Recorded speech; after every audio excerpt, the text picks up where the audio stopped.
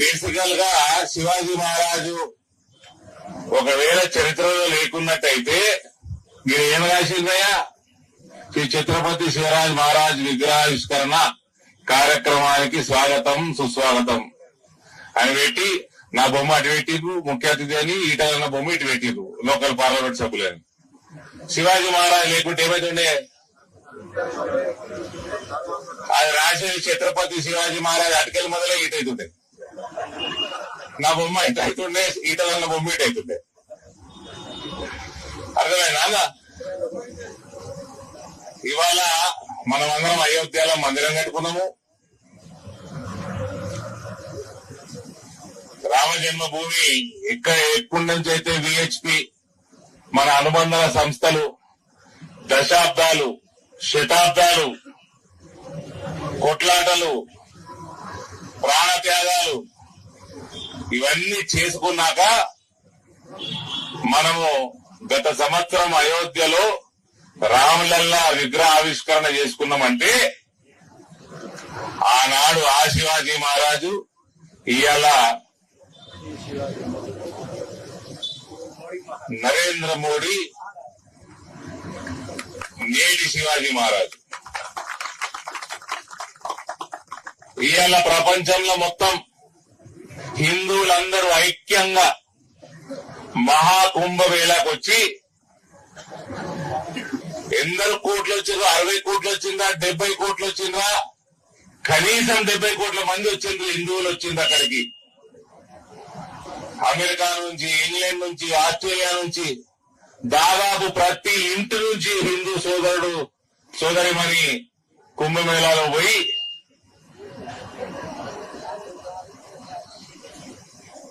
త్రివేణి సంగమంలో స్నానాలు చేసి రావడం, ఇది హిందూ ఐక్యత చాటడం జరిగింది.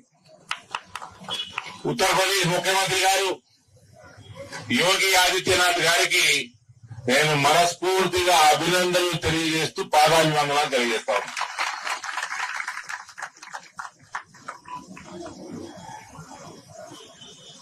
బటింగేతో కటింగే, అందరు కులాలు, నా కులం, నీ కులం, అన్న కులం, తమ్ముడు కులం, అన్ని కులాలు బలంగా ఉండాలా, హిందువులందరూ ఐక్యంగా ఉండాలి.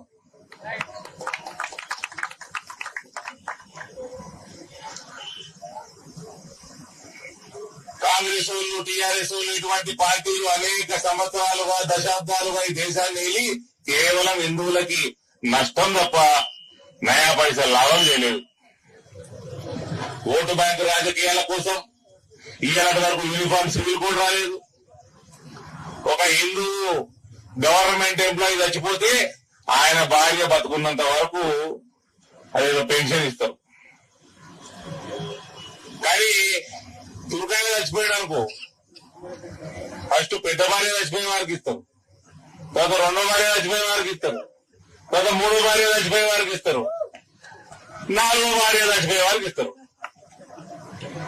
ఇది కాంగ్రెస్ మన హిందువులకు ఇచ్చిన గిఫ్ట్. వక్ఫ్ యాక్ట్, ఇటులనే ఇల్లు మంచుకుంటది. ఆ వక్ఫ్ వచ్చి ఇది నా ఇల్లు అంటే ఇటులనే ఖాళీ చేసుకోవాలి. అది వక్ఫ్ చట్టం. మన ఇటులనే ఇడుకోవాలి, కోర్టు కోరిక లేదు. వక్ఫ్ ట్రిబ్యునల్కి పోవాలి. వక్ఫ్ ట్రిబ్యునల్ వాళ్ళు ఉంటారు, జడ్జిలు 5 తుర్కోలు ఉంటారు. ఆ తుర్కోడు ఇప్పిందే లేదా మళ్ళా ఈటలన్నది నీళ్ళు ఇల్లు రాలని అనుకో, ఈ ఈటలని సుప్రీంకోర్టు కోరాలి, హైకోర్టు కోరాలి, ఇక ఇంకో ఇల్లు కట్టుకోవాలి. అది వక్ఫ్ చట్టం. ఇది కాంగ్రెస్ వాడు హిందువులకు ఇచ్చిన గిఫ్ట్. 3 అంశాలు చెప్తా బ్రదర్. తుర్కోళ్ళ రాజకీయ మ్యాప్ ఏమంటారు, పొలిటికల్ మ్యాప్ ఏ రకంగా ఉంటుందో 3 ఫేజ్లలో ఉంటది. ఫస్ట్ ఫేజ్ 10 నుంచి 15% దాకా తుర్కోళ్ళు ఉన్న జనాభా ఉన్న జాగాల దారుల్ అమన్, ల్యాండ్ ఆఫ్ పీస్ అంటాడు వాడు. అంటే ఏమంటాడు, ఇక సుమా ఇక మీడియాలో ఉన్నా కూడా నాకేం పడపడదు, కానీ తుర్కోళ్ళు అంటే ఇస్లాం కాదు. తురుకోళ్ళు అంటే ఇస్లాం కాదు, ముందే చెప్తున్నా. 10 నుంచి 15% ఉన్న కాడ దారుల్ అమన్ అంటాడు. సెక్యులర్ దేశం, హిందూ ముస్లిం భాయ్ భాయ్, గంగా జమున తేజీబ్, మనమందరం కలిసి ఉండాలి, మీకు మాకు వ్యత్యాసం లేదు, మా దేవుడు మీ దేవుడు ఒకడే, ఎన్ని సూక్తులు చెప్తా ఉంటారు. ఒక్కసారి 15% దాటి 15 నుంచి 25% దాకా వచ్చి రాగానే జనాభాలది దారుల్ అమలు పోయి దారుల్ హరబ్ అవుతుంది, అంటే ల్యాండ్ ఆఫ్ కాన్ఫ్లిక్ట్. ఇక ఈడ మెల్లగా ఓటు జిహాదు, లవ్ జిహాదు ఇటువంటివి మొదలవుతా ఉంటాయి. మెల్లమెల్లగా ఏమంటారు మన కమ్యూనల్ రైట్స్. ఇక ఈడ మనం విగ్రహం పెట్టుకున్నాము, పచ్చ జెండా పెడతారు వీళ్ళు, ఆకుపచ్చ జెండా పెడతారు. జెండా వేయటంగానే కాంగ్రెస్ వాడు ఈ కేసీఆర్ పార్టీ వాడు చేంజ్ చేస్తారు, దానికి తలకలు కడతారు. తలకలు కట్టి హిందువులు ఏమంటలేరు, రియాక్షన్ వస్తలేదు అనుకో గోడలు కడతారు. గోడలు కట్టి 4 వద్దులు కాగానే ఆ నమాజులు మొదలెత్తి. ఇది 15% నుంచి 25% జనాభా. ఇక 25% జనాభా దాటింది అనుకోండి, ఇక దారుల్ ఇస్లాం, ఇక 3వ ఫేజ్ వస్తుంది, లాస్ట్ ఫేజ్. ఇక ఈ ఫేజ్ లా భయపెట్టించి కన్వర్షన్ చేసుడు, మర్డర్లు మానభంగాలు చేసి కన్వర్షన్లు చేసుడు. ఇస్లాం ని స్వీకరిస్తావా నరకానికి పోతావా, ఇస్లాము స్వీకరించకపోతే నువ్వు కాఫీర్వి, కాఫీర్ని చంపేయాలని మా ఇస్లాం చెప్తున్నది. కొందరు ఇస్లాం అలా దాంట్లో మన ఏమంటారు అలా బుక్ ఏందన్నా ఖురాన్, ఆ ఖురాన్ ఉన్నదంటారు, కొందరు లేదంటారు. నేనైతే చదవలే, నాకు ఉర్దూ రాదు, అది వేరే భాషలో తెలియదు. ఇక అంటే బేసికల్ గా నో వే బట్ ఇస్లాం, ఇస్లాం తప్ప వేరే మార్గం లేదు అన్న కాడికి వస్తుంది. అదే 1947 తర్వాత కాంగ్రెస్ వాడు చేసిన అతిపెద్ద పాపం.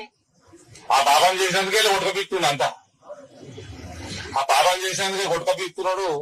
ఈ తెలంగాణలో పక్క కర్ణాటకలో 2 రాష్ట్రాలు తప్ప, దానికి కూడా వస్తే ఇప్పుడు వస్తారు 2 నిమిషాలు. ఇది తప్ప ఏడా కనబడతలేరు. ఎందుకంటే ఈ దేశాన్ని భరతమాతని 3 ముక్కలు చేసిన దుర్మార్గుడు కాంగ్రెస్ పార్టీ వాడు. బైన్సా సోదరులు కొందరు ఉన్నారు, బైన్సా సోదరుల మీద దొంగ కేసులు పెట్టి పీడీ యాక్టులు పెట్టి అలాని నెలల కొద్ది జైల్లో పెట్టిన అతిపెద్ద దుర్మార్గుడు కల్వకుంట్ల చంద్రశేఖరరావు. వీళ్ళు పాప ఉట్టిగానే ఓదిల్లాయి, అందుకని అసలు పురాలు ఉంటున్నాయి.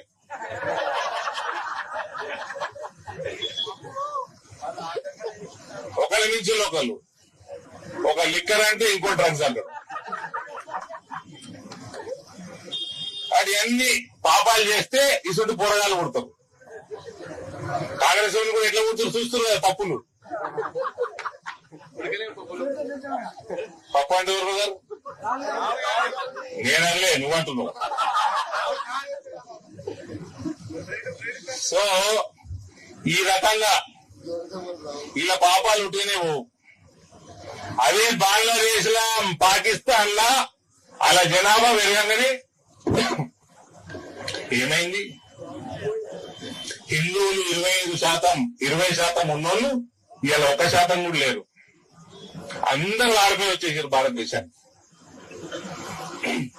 అట్లా పారిపోయి భయపడి వచ్చేసిన వాళ్ళకి భారతదేశ పౌరసత్వం ఇచ్చే చట్టమే సిటిజన్షిప్ అమెండ్మెంట్ యాక్ట్. ఇటువంటి చట్టాలు రేపు ఎన్ఆర్సీ చట్టాలు ఇవన్నీ మనము ఇంప్లిమెంట్ చేసుకోవాలంటే నరేంద్ర మోడీని, భారతీయ జనతా పార్టీని, కాషాయాన్ని ఎంత బలపరిచినా అది మన బాధ్యత తప్ప అది మా సొంతల గెలుపు కాదు, అందరూ మన బాధ్యత. ఇవాళ ఎమ్మెల్సీ వాడు గెలిచినట్టున్నాము. నిన్న మా కోమరయ్య గారు గెలిచింది. ఇవాళ అంజిరెడ్డి గారు లీడ్ లో ఉన్నట్టున్నాడు.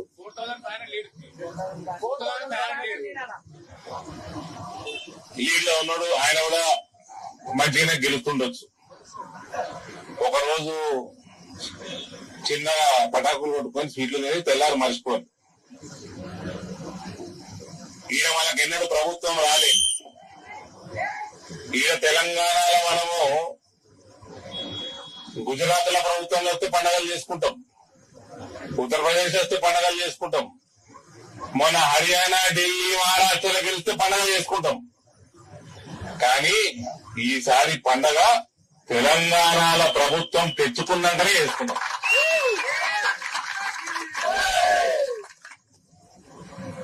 ఈ 2 ఎమ్మెల్సీలు వచ్చినాయి, గెలిచి వాళ్ళకెళ్ళి మళ్ళా నేను గర్వంగా చెప్తున్నా, ఓట్లన్నీ లెక్క ఇస్తే జిల్లాల వారిగా మా ఇందూరు జిల్లానే హైయెస్ట్ మెజారిటీ ఉంటుంది.